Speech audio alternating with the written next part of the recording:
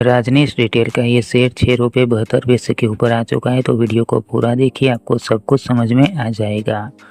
यहाँ पर सबसे पहले इसका ऑल टाइम ओपन करते हैं तो यहाँ पर देखिए स्टॉक की प्राइस ऊपर से गिरकर ये पेनी स्टॉक बना था। उसके बाद प्राइस लगातार बढ़ती हुई दिखी।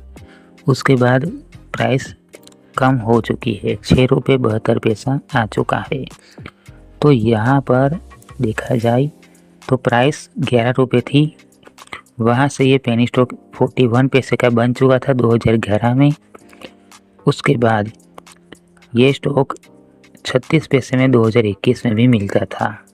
वहाँ से उसकी प्राइस 18 रुपये तक पहुँची 2023 में। उसके बाद ये फिर से 7 रुपये पर आया था और अब देखिए 6 रुपये के ऊपर आ चुका है। तो यहाँ पर ये स्टॉक सिर्फ BSE के ऊपर ही लिस्टेड है, तो यहाँ पर थोड़ा सा रिस्क बन जाता है। वॉल्यूम अभी तो इसका कंप्लीट ही है, लेकिन इसका फंडामेंटल को अगर देखें तो यहाँ पर देखिए 105 करोड़ इसकी मार्केट कैप, ये नेगेटिव पॉइंट हो चुका। पी रेशियो भी 95 है, तो ये भी बहुत ज़्यादा है, तो ये भी नेगेटिव पॉइंट हो चुका। उसके बाद ROE को देखें तो 1%, तो ये भी नेगेटिव। और EPS 7 पैसा, तो ये भी नेगेटिव है, क्योंकि एक शेयर बाई करोगे तो आपको 7 पैसे का ही प्रॉफिट होगा, तो ये नेगेटिव ही हुआ। उसके बाद फेस वैल्यू 1 रुपये। अगर देखा जाए तो ये फंडामेंटल पूरा नेगेटिव है, फिर भी अगर इसके अंदर इन्वेस्ट करोगे तो कुछ मिलने वाला है नहीं। अब देखिए यहाँ पर 1 साल का कर देते हैं। अब यहाँ पर देखिए 2023 में 3 करोड़, 2024 में 7 करोड़ का रेवेन्यू जनरेट किया था। उसके बाद अगर प्रॉफिट की बात करें तो यहाँ पर देखिए 2023 में 30 लाख का लॉस, 2024 में 34 लाख का प्रॉफिट, तो ये प्रॉफिट बहुत ही कम है।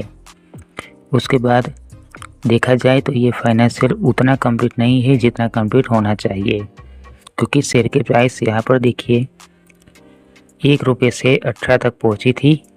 तो ये नेगेटिव पॉइंट होते हुए भी प्राइस इतनी बड़ी है, तो यहाँ पर कुछ तो गड़बड़ हो सकती है। यहाँ पर देखिए शेयर होल्डिंग पैटर्न, रिटेल की होल्डिंग यहाँ पर 74% है और प्रमोटर्स की सिर्फ 25% ही है। लेकिन देखा जाए तो पब्लिक की यहाँ पर ज़्यादा होल्डिंग है, तो लॉस किसको होगा? शेयर की प्राइस कम हो गई तो लॉस किसको होगा? सिर्फ पब्लिक को ही होगा। अब इनके पास नॉन करंट एसेट्स को अगर देखें तो देखिए 61 लाख के 2023 में नॉन करंट एसेट्स थे और 2024 में 10 करोड़ के। लेकिन ये 10 करोड़ के नॉन करंट एसेट्स 2024 में ही है, 1 साल पहले तो 61 लाख के ही थे। तो यहाँ पर ये भी एक रिस्क है। तो देखा जाए तो ये स्टॉक काफ़ी रिस्की है, फिर भी अगर इसके अंदर इन्वेस्ट करना है तो अपने रिस्क पर कर सकते हैं। ये वीडियो एजुकेशन पर्पज़ के लिए है, जो सही इन्फॉर्मेशन थी वो मैंने आपको बताई है।